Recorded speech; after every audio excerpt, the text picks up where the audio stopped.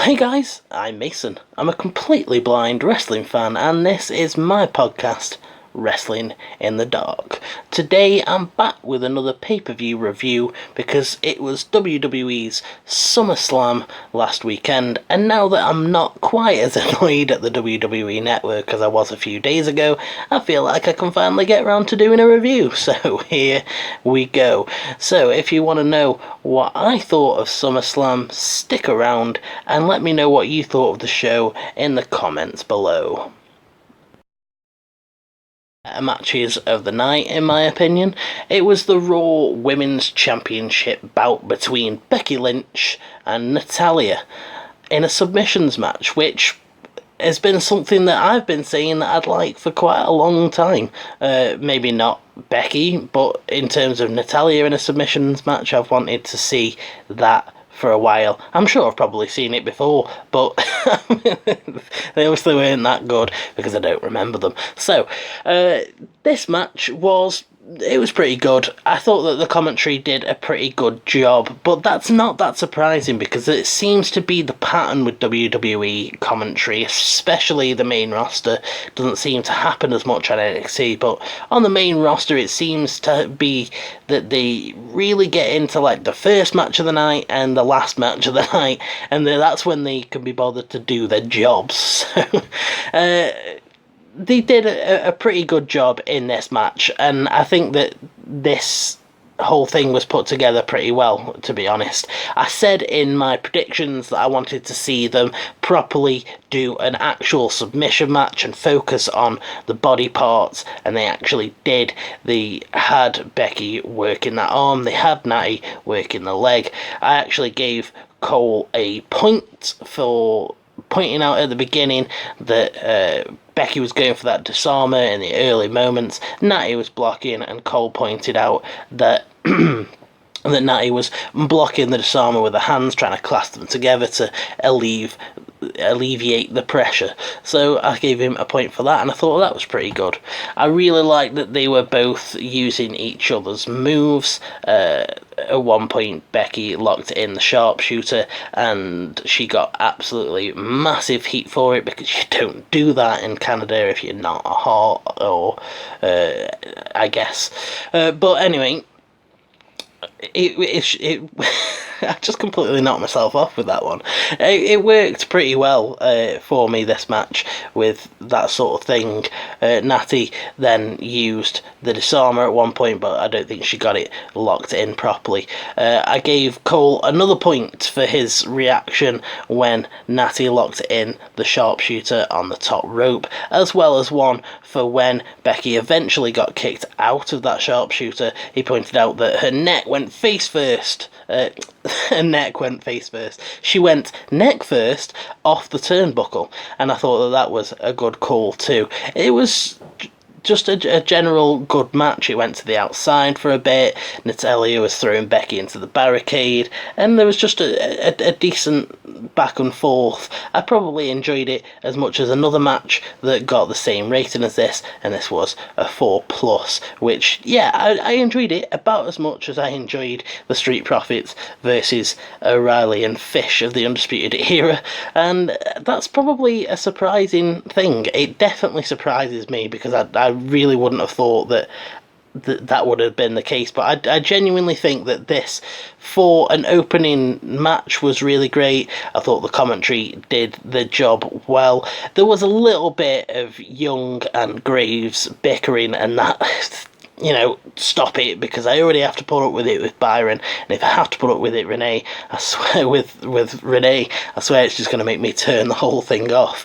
But other than that, there was just Michael Cole did his job really well. I thought he brought a big fight feel to it, and I never really felt lost. So yeah, that was Becky versus Natalya, and I gave it a 4+. And then the second match of the night, after getting off to a good start, was Goldberg versus Ziggler. And this was one of the matches that I had spoilt for me while I was trying to fart around on the net with the accessibility settings. So it was like a match that I really didn't care about anyway. And then knowing the result of it, like, obviously we all knew the result going in anyway, but when you know 100%, it just... I couldn't see the point of it anyway, but luckily, mercifully, they were short on this, and it was super kick, spear, jackhammer, done. But I do feel like this made Dolph look pretty good. He cut a damn good promo before the match, running Goldberg down, and then he had this real intensity to him that I don't think I've seen from Ziggler in quite a while, and he really seemed like he wanted it, and that he was being like tough Dolph rather than like over dramatic. It should have been me. I hated that stuff because it was just so over the top, but I actually felt like he was coming out with some good intensity with this, and the fact that he just had a death wish and just kept calling Goldberg back was just hilarious. So this would have been a 2 out of 6, but the fact that Dolph just had a death wish and didn't know what was good for him and just kept calling him, you couldn't beat me man to man. Dolph, why? Oh, I remember when I first started watching after WrestleMania 28, how much I used to love Dolph, and I really wish that I still loved him as much as I did back then. I wish that he was...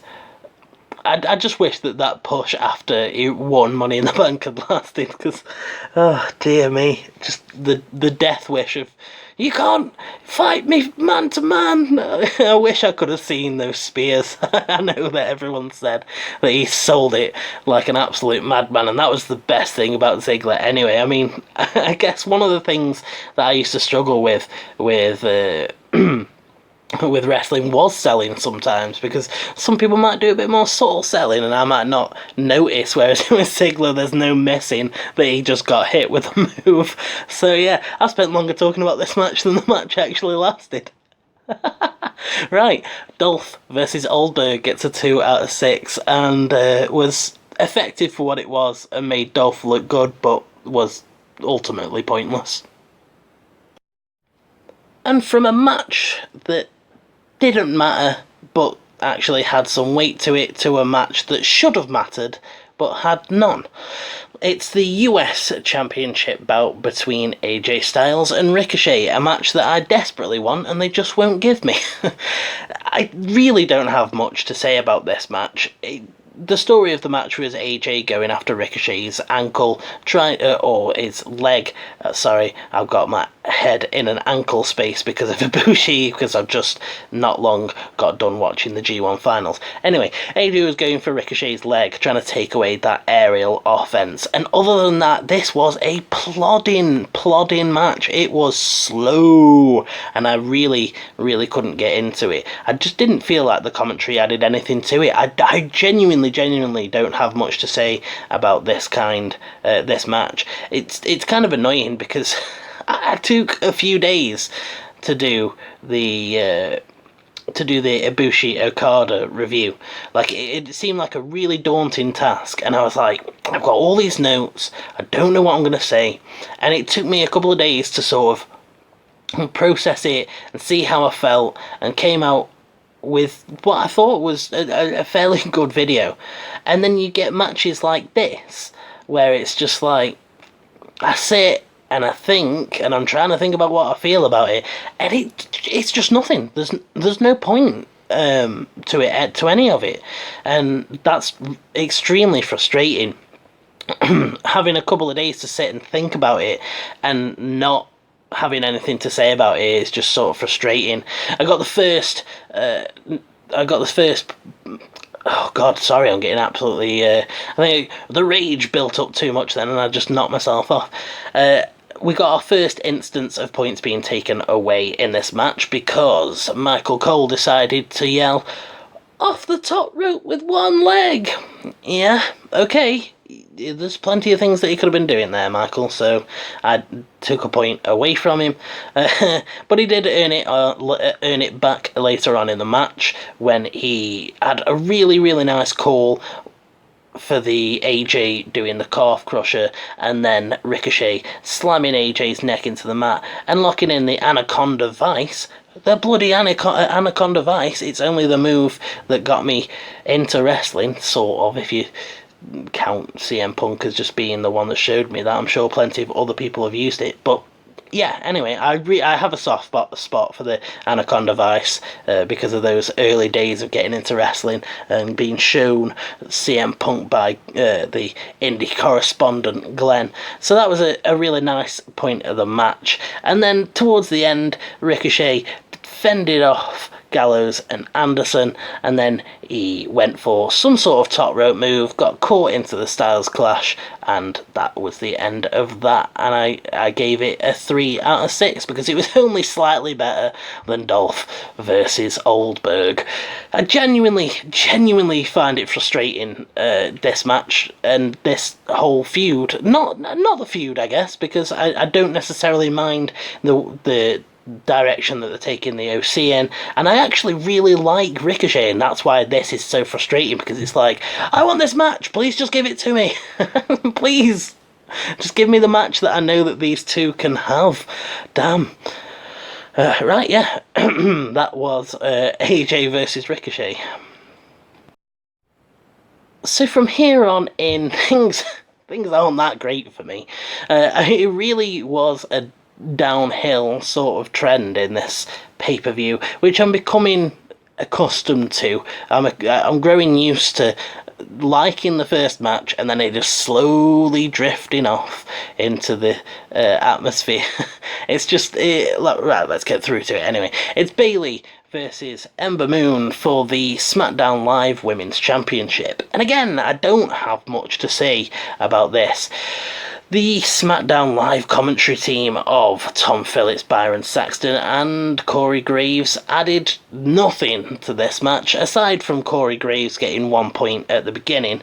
At the beginning of the match, or at least it felt like it was the beginning, pointing out that Ember Moon was pulling out moves and things that you don't see from her usually, like taking the fight to the floor, because she doesn't usually go deep into a match. Her matches usually last, they're usually fairly quick, so she doesn't get to show these sort of moves. So I gave Corey a point for that, because, you know, why not? I did actually feel like it was fairly useful knowing that Ember was pulling out some stuff that she doesn't usually, as did Bayley pulling off the inverted Boston Crab. But other than that, I have no notes for cool things that happened. I think Ember hitting a top rope hurricanrana and then the double knees, and other than that I just don't have any other notes, and I try to write down as much as I can, or at least the parts that I think added something to the match. If there's a call that I'm like, okay, I really needed to know that, and if I hadn't known that, I would have missed something in the match, and I write it down, and I didn't get any of that with this, and unfortunately it was forgettable, and really just sort of on the same level for me as was the AJ versus Ricochet match. This got a 3 out of 6, and I know that it could have been better. I don't want this to come across as like a slight on Bayley or Ember. I know that this match probably was better than I think it was. In ring-wise, I'm sure that it was fine, but the commentary was just so boring. We'll get into things with Tom Phillips in this, because you're gonna love Tom Phillips' journey through this pay-per-view. But his connection with Corey Graves, the sort of friendly banter that they once had, seems to have gone away. Even the bickering has gone away, and I'm happy about that. I didn't really notice any Byron and Corey bickering, but it just, they were a non-factor, and not in a good way. I said in my NJPW reviews this week that I felt like the personality of the commentators didn't come through and wasn't intrusive, but this wasn't that. It was just them not adding anything to the match, and because of that, I don't really have much to say about it. here comes the money! It's Shane McMahon versus Kevin Owens, and that's going to be the most excited you hear me during this one. Now, actually, I didn't think that this was as bad as I actually thought it was going to be, because we've seen Owens and Shane before. I didn't necessarily enjoy it before, so I was sort of convinced that Shane was going to win too. I really thought with them doing the Owens will quit if he doesn't win thing, I just thought they were going to go for a storyline with that, but no, they didn't. Owens ended up picking up the win eventually. Shane got Elias as his special enforcer, and again, it's becoming apparent to me as I'm reading back through my notes that the commentary must have just... I don't know what they were even doing, because I have hardly any notes on this, and it's sort of frustrating because I know that the appeal of this podcast is getting to see what it's like from my point of view, and me just running down what happened isn't necessarily along those lines, because I'm just telling you what you already know, and it's not from a blind perspective. But honestly, it's just because the commentary just goes so lax, and this section of the show with Phillips and the rest of the SmackDown team was just extremely boring to me. It becomes obvious that they're not saying anything when I look back on my notes, and it's just jokes like talking about the fact that I find it really funny that as Shane McMahon hits leaping knee strikes on Kevin Owens, that he probably thinks that he's really, really good.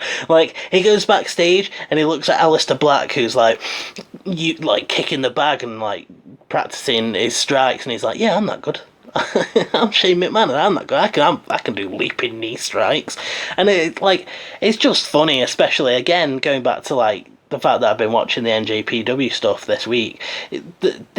Those leaping knee strikes had no weight to them, they had no effect, they were just a move that got done. It wasn't like when Ibushi was hitting those desperation counter leaping knee strikes where it's like, oh no, you're going to hit me with a Rainmaker leap strike, and and then you've got this whole thing of the Elias stuff, and it just makes me tune out. Phillips lost a point. I'm loving the Tom Phillips journey that we're going to go on here, but he lost a point because Owens went for a move towards the end of the match, did something. Tom Phillips is like, the official didn't see it. I've come to learn from reviews and friends, etc., that it was Owens going for the low blow, and I think they might have said that a little bit afterwards, but I hate that. I hate when the commentary's like, oh my god, the official didn't see it. And then they carry on, and then maybe 2 or 3 minutes later they're like, so let's take a look back at this and the low blow, and you're like, yeah, but I'm not in that moment anymore. So eventually Owens hits the stunner and wins. I wish that I wish that I had more to say on this one, but honestly, again, I just thought that it was a good match while I was watching it. I didn't hate it. I don't think that I felt lost at any point in the match, but I also didn't think that it was anything really special, and definitely not the big fight feel match that it could have been if they'd have just done it right, I guess. So I gave this one a 3 out of 6 as well. Is it too much to ask for a match that I actually care about? It's Trish Stratus versus Charlotte Flair. I was not a fan as a kid, as I've said many times on this show, and so I don't have that thing for Trish Stratus that everyone has. I'm sure that she's a great in-ring competitor. I'm sure she was great at the time, and I'm sure she's still great now.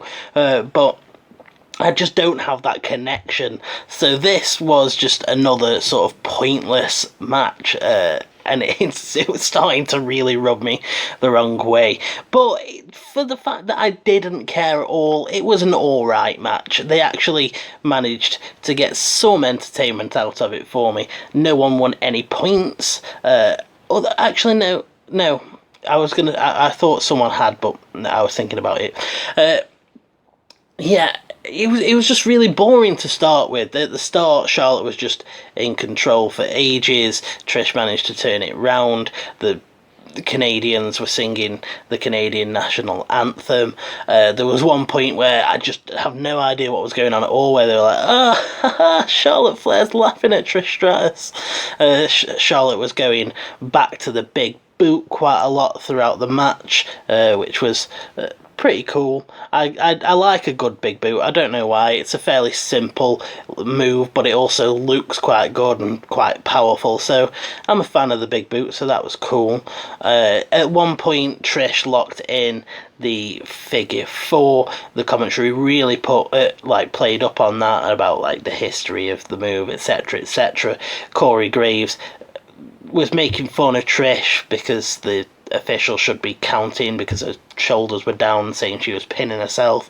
She got it, and she bridged up to the figure eight. Charlotte was screaming in pain, and it wasn't the thing that got it done, but it was actually a pretty nice move. Trish schooling Charlotte, letting her know that she might be a bit older than her and she might not be around now, but she could still hang with Charlotte. Charlotte speared herself into the turnbuckle at one point and Trish hit the Stratusfaction, and then in the end Charlotte won with the figure eight. All in all, I gave it a 4 out of 6. I didn't think that it was the most amazing match that I've ever seen, but after a block of fairly boring and pointless matches, I actually thought that it was nice to see A, some women's action on the card, and B, actually managed to get a few notes written down, even if it wasn't many. And I really do wish that Charlotte could get back to being irrelevant, to be honest, because this match I was just like, why would I care? Trish hasn't been around in ages, Charlotte's not been doing anything, and it's just sort of disappointing that we got these 3 women's matches on the show, and Becky and Natty was the best one, sort of by far, actually, when I think that this probably could have been an absolutely brilliant match if the commentary was probably just that little bit more on point, because I've heard plenty of people say that they enjoyed it themselves and it was one of the matches of the night for them, and I suppose by the rating it was probably one of the matches of the night for me, but when I've been handing out 5+s and 6s and stuff like that to matches over the last week, it feels a little bit lame to say that it was one of the matches of the night at 4 out of 6. A brief uplift and then plummeting back down, because it's the WWE title match between Kofi Kingston and Randy Orton, and I hated this match. I hated it. It was just so boring and slow, and the commentary just wasn't willing to say anything useful. Tom Phillips dropped 10 points in this match. He lost 5 points for Kofi. Kofi manages to dodge it from the stairs. And then he also lost one for Kofi looking down from the top rope. And he wipes out Randy Orton. Guess what, Phillips? When you do calls like that, you lose 5 points. And that's why, at the end of this pay-per-view, Tom Phillips comes out with -15. -15! Nigel Mcguinness got 30 points during the NXT TakeOver show. You got -15. That's like half as good as Nigel, but in the opposite direction. I hated this match.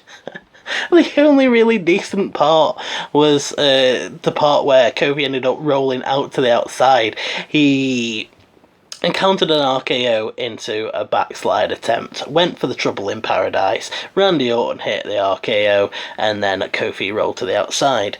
Then Randy's out there, and they say something about Kofi's family, and then the next thing I know, Kofi's disqualified. I'm like, why? Why is he disqualified? You're not saying anything. You're just going, oh, Kofi's going wild. Look at the rage of Kofi. This is what happens when you mess with a man's family. I'm like, what did Orton do, you goddamn idiots? I hated this match, and I gave it a 1 out of 6, and it's really disappointing because I like Kofi, I really do, and I think that he's had a really decent title reign defending against some really good names, but this match was absolutely pants, and I don't want to see it carry on, and that's the most disappointing thing, because it's like, okay, you're going to set up a feud that I absolutely hated. Just there's nothing here from Saxton, there's nothing here from Graves. The only stuff from Phillips was stuff that lost him points, and I hated it. And from that to something that was short and sweet, it's the debut of The Fiend against Finn Balor. Now, Bray gets his new Fiend entrance, which I think was probably pretty cool, from what I've been told by my sighted friends, getting them to recap it for me. And I did have to do that, because guess what? Michael Cole isn't interested in telling me, and not only that, he wants me to sell him. You get the Fiend coming out, and he does his entrance, and I really, really liked his entrance theme. It was so much better than his old theme. I liked that it was the same song, but it was just this real ominous and gloomy metal song. It was great. It really, really worked for me.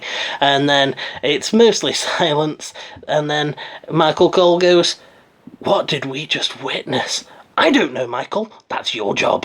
Tell me what happened, Michael." It's so frustrating with stuff like that, because this is one of the things that I really think that needs to change with wrestling. If some sort of option becomes available, of like audio description or an accessibility commentary desk or something like that, where it's an alternative feed for people like me, it really description of this sort of stuff, because it it sets the tone, it sets the character, and we don't get to be a part of that. I had no idea he's carrying a goddamn lantern of his own face down with the eyes shown shut. I'd sewn shut. Why did I get so tongue-tied with that? I shouldn't have to be told that by a sighted friend, in my opinion. Anyway, match gets under the way. The Fiend is completely in control. Balor is mesmerised by the Fiend. Eventually, he starts fighting back, goes for the coup de grace, but gets caught into the mandible claw, and that's it. That's all there is to be said about that one. It was short and it was sweet, and I really, really enjoyed it. Can't wait to see where the Fiend goes from here. It'll be nice to say goodbye to Finn for a little bit, so that he can be refreshed when he comes back. Really, really effective. It's what we thought it was going to be, but that entrance, I really wish that I could have actually seen it myself, because it sounded absolutely terrifying. Unfortunately, that's just not how it works. So yeah, I didn't really give this a rating. I don't think that you can. If I was to give it one there, I think it'd be sort of around a 4+. I enjoyed it about as much as I enjoyed Becky versus Natalya. And finally, in the main event, it's the Universal Championship match between Seth Rollins and Brock Lesnar. Now, this match wasn't that interesting to me, just because of the Lesnar factor. I tune out when Lesnar's involved. I understand that a lot of people think that he's great. I understand that he's legit. But I just, the last couple of years have just, it's been too much, and I don't enjoy his matches. That being said, this was actually the best match of the night. And I think that it came across really well. The commentary, although there was no point that really stood out to me in terms of awarding points or anything like that, it was all really clear, and I never really felt lost. I guess one of the positive quote-unquote things of this kind of match is it's the sort of match that you think it's going to be. There's plenty of signatures and finisher moves, and because of that, they're pretty easy to call. You've got no super inventive spots in this match. Seth hits a stomp early on in the match, and then he avoids the F5 with smart kicks to the face. He eats a lot of German suplexes, and then as the commentary plays up his rib tape, he manages to get a frog splash to the outside to put Brock through the table. He gets another frog splash on the inside and 2 more stomps and picks up the Universal Championship match. I don't know what I think of this one, because I thought it was definitely the best match of the night. I gave it a 5 out of 6, which is surprising to me considering that it's got Lesnar involved and Rollins, who I'm not anti-Rollins at the minute, but it's been... I'd knocked a water bottle over. I'm not anti-Rollins, but it's been a while since he's done something that I've been like, oh yeah, that was really, really captivating. But I don't feel like they played up the rib thing well enough. I don't know.